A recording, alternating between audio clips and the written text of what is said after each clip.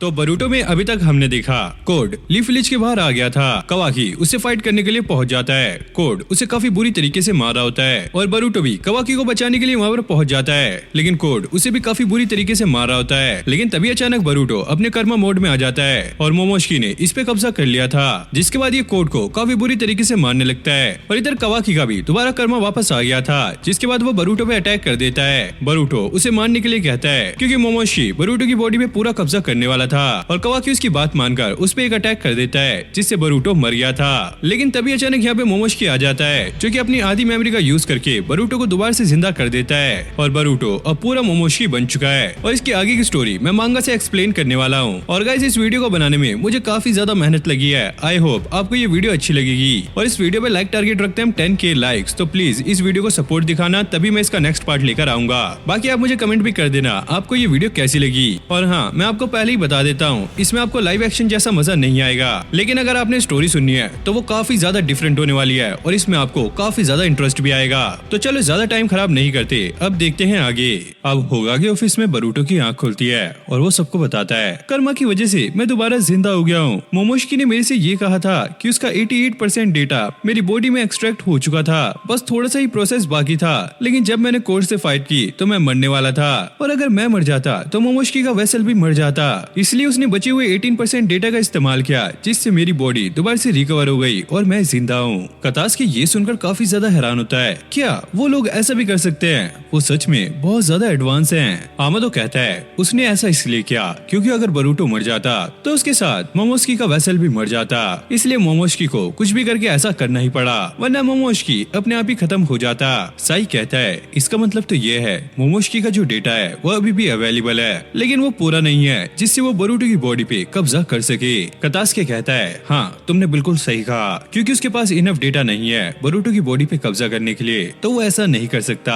आमादो कहता है हाँ ये तो है, लेकिन हमें ये नहीं पता कि बरूटो की बॉडी में जो पार्ट एक्सट्रैक्ट हुआ है उससे इसकी बॉडी पे क्या असर होगा। कतास्की कहता है वैसे मेडिसिन ने काफी अच्छा काम किया था, अगर बरूटो लगातार उसे लेता रहेगा तो मोमोशिकी भी बाहर नहीं आ पाएगा। बरूटो कहता है नहीं अब उसकी जरूरत नहीं है, मैं तुम लोगों को कैसे समझाऊं, अब सारी चीजें बिल्कुल बदल चुकी हैं, मुझे कुछ अलग सा फील हो रहा है, मुझे ऐसा लगता है कि मैं मोमोशिकी की पावर को पहले से ज्यादा अच्छा यूज कर सकता हूँ। फिर हम कवाकी को देखते हैं जो कि बेड पे लेटा होता है। सुमेरे उसे देखकर कहती है ये अभी भी सो रहा है, लेकिन अच्छी बात ये है कि इसकी जिंदगी खतरे में नहीं है और न ही इसे कोई इंटरनल इंजरीज आई हैं। अपनी नैनो टेक्नोलॉजी की वजह से ये खुद ही हील हो गया है, लेकिन अच्छा यही होगा कि हम इसे लैब में चेक करते रहें। और यहाँ पे नारुतो, शिकामारू और बाकी सब खड़े होते हैं। सुमेरे उनसे कहती है और बाकी की इन्फॉर्मेशन अब आमादो से पूछ सकते हो, वो आपको बेहतर समझा सकते हैं। शिकामारू कहता है पहले हमें उससे कुछ चीजें क्लियर करनी होगी, तब तक हम उसे कवाकी के पास नहीं आने दे सकते, और वैसे भी अभी से कोई हेल्थ इश्यू नहीं है तो वो यहाँ पे नहीं आ सकता। और यहाँ पे ईबी की भी होता है, वो इनसे कहता है क्या हम इसे ऐसे ही रखेंगे, हमें इसे बांधना नहीं चाहिए। शिकामारू कहता है ये सब करके भी कोई फायदा नहीं है, ये अपने आप को छोटा कर सकता है तो ये आसानी से यहाँ से भाग जाएगा, ये हर तरह के सीलिंग जुस्सू का एब्जॉर्ब कर सकता है, तो हम चाहकर भी इसे किसी तरीके से यहाँ पे बांध के नहीं रख सकते। और मान लो अगर हमारी गलती निकली तो हमें इससे माफी मांगनी पड़ जाएगी, और ये तब तक हमारे साथ है जब तक नारुतो सेफ रहेगा, बस हम इससे उम्मीद लगा सकते हैं कि ये हमारे साइड रहेगा। नारुतो कहता है हाँ तुमने सही कहा, लीफ विलेज में ऐसे ही चीजें काम करती है। शिकामारू नारुतो से पूछता है वैसे तुम्हें कोई प्रॉब्लम तो नहीं है? नारुतो कहता है नहीं, जब ये उठेगा हम बस इससे बात करेंगे। अब सुमेरे ये सारी चीजें सुनकर काफी ज्यादा हैरान होती है, और जब शिकामारू बाहर आ गया था वो उससे पूछती है क्या लॉर्ड 7 के साथ कुछ हुआ है? शिकामारू कहता है तुम कहना क्या चाहती हो? सुमेरे कहती है हो सकता है कि मैं गलत हूँ, लेकिन मुझे ऐसा लग रहा है कि लॉर्ड 7 कुछ सोच रहे थे। शिकामारू कहता है वो अभी जिंदगी और मौत की लड़ाई से बच के आ रहा है, तो हो सकता है कि वो कुछ सोच रहा हो। सुमेरे कहती है हाँ आपने सही कहा, मुझे माफ करना। अब पीछे से सास्के आता है मुझे एक इंटेल मिली है और ये कोड के अड्डे के बारे में है, ये बोरो की एक फैसिलिटी है जहाँ पे वो लोग छुपे हुए हैं। शिकामारू कहता है हमें लगा था कि हमने सबको खत्म कर दिया है। सास्के कहता है एक छुपा हुआ तहखाना है लैंड ऑफ स्नो के पास, और वहाँ पे रहने वाले लोग भी उस एरिया में नहीं जाते, वो एक सीक्रेट फैसिलिटी है जो कि उनके कुछ ही लोगों को पता है, वो वहाँ पर ह्यूमंस पे एक्सपेरिमेंट किया करते थे। शिकामारू कहता है हमने जितना सोचा था ये चीज उससे काफी ज्यादा अजीब है, क्या तुम्हें पक्का यकीन है कि कोड वहाँ पर छुपा हुआ है? सास्के कहता है मैं यकीन से तो नहीं कह सकता, लेकिन मुझे वहाँ पर कोड का एक बंदा दिखाई दिया था जिसका नाम था बग। शिकामारू कहता है ठीक है मैं समझ गया, मैं उसका पता लगवाता चाहता हूँ। फिर सास्के कहता है, जो मैंने कवाकी के बारे में सुना है, क्या वो सारा कुछ सच है? शिकामारू कहता है, हाँ, उसने बरूटो पे हमला किया जबकि बरूटो अपनी नॉर्मल फॉर्म में था और ये सारा कुछ उसने हमारे सामने किया। लेकिन शुक्र है बरूटो अब ठीक है। लेकिन ये बात सिर्फ मुझे, आमदो और कतास्के को पता है और हम ये सोच रहे हैं कि हमें क्या करना चाहिए। सास्के पूछता है, वैसे बरूटो कहाँ पर है? शिकामारू जिस पे जवाब देता है, शायद वो अपने दोस्तों के साथ होगा, तुम जाके उससे मिल सकते हो। और यहाँ पे एडा सारा कुछ देख रही होती है। कोड, तुम शुक्र करो, बरूटो मोमोशिकी की मेमोरी यूज करके बच गया। कोड ये सुनकर काफी ज्यादा हैरान होता है, क्या सच में? एडा कहती है, मुझे ऐसा लगता है कि मोमोशिकी का सारा डेटा बरूटो में एक्सट्रैक्ट हो चुका है और ये सारा कुछ होने से पहले मोमोशिकी और बरूटो में बात हुई होगी, जो कि मैं अपनी पावर से भी नहीं देख पाई। कोड कहता है, मुझे लगता है कि मेरी किस्मत ने साथ दिया है। एडा कहती है, तुम खुशी मनाओ कि बरूटो जिंदा है। फिर एडा कहती है, तुमने वहाँ पे हद कर दी थी, खास तौर की तब जब तुमने मेरे छोटे भाई का इस्तेमाल किया, वो भी मेरी बिना परमिशन के। कोड कहता है, मेरे पास और कोई रास्ता नहीं था। एडा कहती है, सुनो, तुम्हारा काम है सिर्फ कवाकी को मेरे पास लेकर आना, बदले में मैं तुम्हें तुम्हारी पावर हासिल करने में मदद करूंगी। लेकिन तुम किसी काम के नहीं हो, अगर तुम्हारे पास पावर भी आ गई तो मुझे लगता है तुम यूजलेस रहोगे। और वैसे मेरा और मेरे भाई का अभी तुम्हें डिस्पोज करने का कोई इरादा नहीं है और इसे तुम मेरी वार्निंग समझ सकते हो। जिसपे कोड कहता है, मतलब तुम कह रही हो कि हम दोनों साथी नहीं है? जिसपे एडा कहती है, दरअसल ये एक बिजनेस है, अगर तुम सही से काम नहीं करोगे तो हम दोनों एक साथ नहीं रह सकते। जिसपे कोड कहता है, मैंने पहले ही एक प्लान बना लिया है। वहीं हम शिकामारू को देखते हैं, जिसकी बैग पे कोड ने क्लो मार्क लगा दिया होता है और उसकी मदद से वो सारा कुछ सुन रहा होता है। वो कहता है, मैं परफेक्ट टाइम का वेट कर रहा हूँ। अब शिकामारू एक रूम में आ गया था और यहाँ पे अमाडो भी होता है और शिकामारू आमादो से पूछता है, बरूटो कैसा है, उसकी कंडीशन कैसी है? जिसपे आमादो जवाब देता है, पहले ये चीजें मुझे काफी ज्यादा अजीब लगी थी, लेकिन फिर मैंने उसके ब्लड को एनालाइज किया और अब मुझे समझ आ रहा है कि जो भी उसने कहा वो सारा कुछ सही था। और फिर वो मोमोशिकी के बारे में पूछता है, क्या हम ये मान सकते हैं कि मोमोशिकी अब दोबारा से बरूटो की बॉडी पे कब्जा नहीं करेगा? जिसपे आमादो जवाब देता है, हाँ, ये 100% इम्पॉसिबल है। शिकामारू कहता है, ठीक है, ये अच्छी बात है। और फिर वो एकदम से जाके आमादो को पकड़ लेता है। आमादो पूछता है, ये तुम क्या कर रहे हो? शिकामारू कहता है, तुम्हें पता है कि मैं तुमसे क्या पूछने वाला हूँ? कवाकी के कर्मा के बारे में। फिर हम बरूटो को देखते हैं, जिसके दोस्त उसे देख रहे होते हैं। सरादा उसकी चेस्ट को देख के कहती है, क्या तुम्हें यहाँ पे दर्द होता है? बरूटो कहता है, अरे नहीं, ऐसा कुछ भी नहीं है, अपने हाथ पीछे रखो।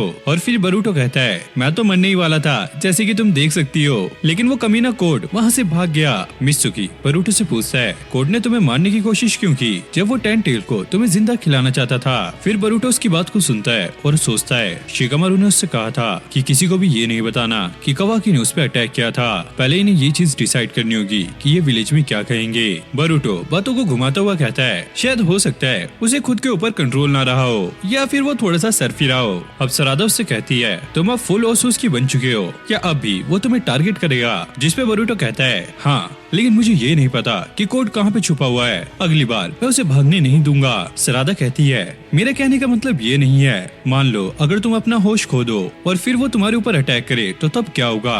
अब सास्के भी यहाँ पर आ गया था।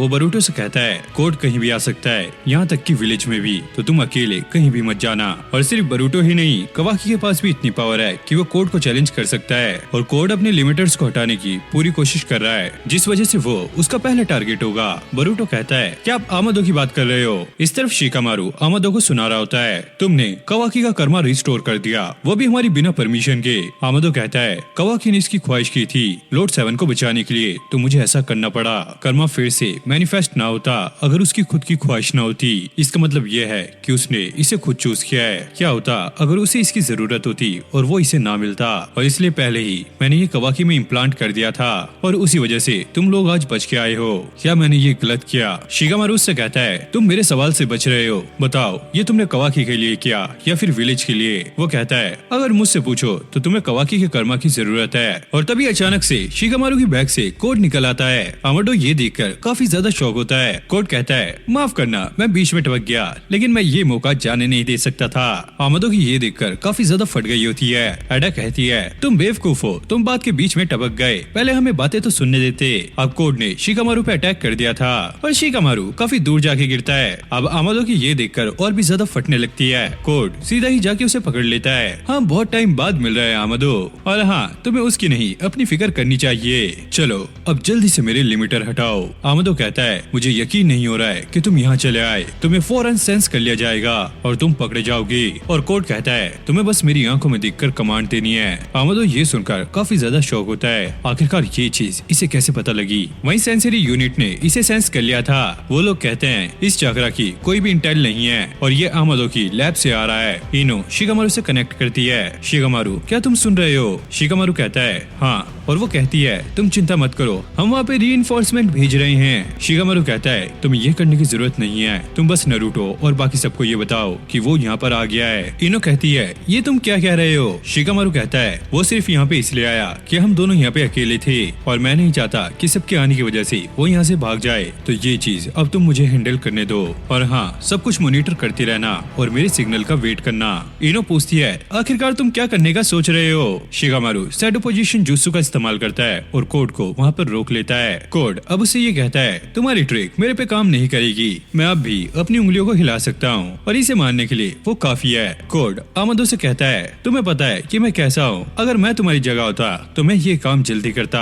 आमादो की काफी ज्यादा फट रही थी। शिकामारू अब उससे ये कहता है, तुम्हें क्या लगा था कि मुझे ये पता नहीं लगेगा कि तुमने एक क्लो मार्क मेरी नेक पे लगाया था? क्या तुम्हें लगता है कि तुम मुझे ऐसे ट्रैप में फंसा सकते हो? कोड ये सुनकर काफी ज्यादा हैरान होता है कि ये क्या बात कर रहा है। तभी उनके साइड में एक बॉक्स रखा होता है, उनकी नजर वहाँ पे जाती है। शिकामारू कहता है, अब टाइम आ चुका है, उठ जाओ बुरोंको। और वहाँ से डेल्टा निकल के आती है। कोड कहता है, ओ ये तो तुम हो डेल्टा। शिकामारू कहता है, ये एक न्यू मॉडल है और इसे रीप्रोग्राम किया गया है और इसका काम है फाइट करके हिडन लीफ विलेज को प्रोटेक्ट करना। शिकामारू डेल्टा से कहता है, तुम्हारा टारगेट कोड है और ये हिडन लीफ विलेज का दुश्मन है। डेल्टा कहती है, बेवकूफ, मुझे ये पता है, ऐसे पागलों की तरह बोलना बंद करो। अब डेल्टा उसकी एक जोरदार किक मारती है। कोड काफी दूर जाके गिरता है और अब आमादो भी उससे रिलीज हो गया था। शिकामारू कहता है, मुझे पता था अगर मैं बिना गार्ड के आमादो के पास जाऊंगा तो तुम बाहर आ जाओगे और तुम्हारे जैसे बेवकूफ को फंसाना ये तो बहुत ज्यादा आसान था। अब कोड वहाँ से भागने के लिए क्लो मार्क्स बनाता है और उसमें वो अपना राइट हैंड डालता है। शिकामारू कहता है, मैं तुम्हें ऐसे भागने नहीं दूंगा। शिकामारू शैडो पोजीशन जुत्सु का इस्तेमाल करने वाला होता है, लेकिन तभी अचानक वहाँ भी किसी का हाथ निकलता है। सभी लोग ये देखकर काफी ज्यादा शॉक होते हैं। कोड कहता है, तुम्हें क्या लगा मैं यहाँ से भाग रहा हूँ? बल्कि मैं इसका उल्टा कर रहा हूँ। तभी वहाँ से एडा बाहर निकल के आती है। आमादो ये देखकर काफी ज्यादा शॉक होता है, आखिरकार ये कैसे हो गया? बाकी लोग भी उसे देखकर काफी ज्यादा शॉक होते हैं। शिकामारू कहता है, तो इसकी एक साथी भी है। डेल्टा उसे देखकर कहती है, आखिरकार ये कौन है? आमादो कहता है, एडा। तो इसी के साथ ये वाला चैप्टर यहीं पे एंड होता है। आई होप आपको बोरुटो की आगे की स्टोरी, जो कि मैंने मांगा से एक्सप्लेन किया है, आपको काफी ज्यादा अच्छी लगी होगी और आगे की स्टोरी और भी ज्यादा इंटरेस्टिंग होने वाली है, जैसे कि आपने एंडिंग देख ली। तो अगर आप चाहते हो कि मैं इसे कंटिन्यू करूं तो प्लीज इस वीडियो पे लाइक टारगेट रखते हैं 10K लाइक्स, वो जल्दी से कंप्लीट करा देना। और हाँ, 1K कमेंट का भी टारगेट है, तो ये दोनों चीज कंप्लीट करा देना और मैं इसका नेक्स्ट चैप्टर लेकर आ जाऊंगा।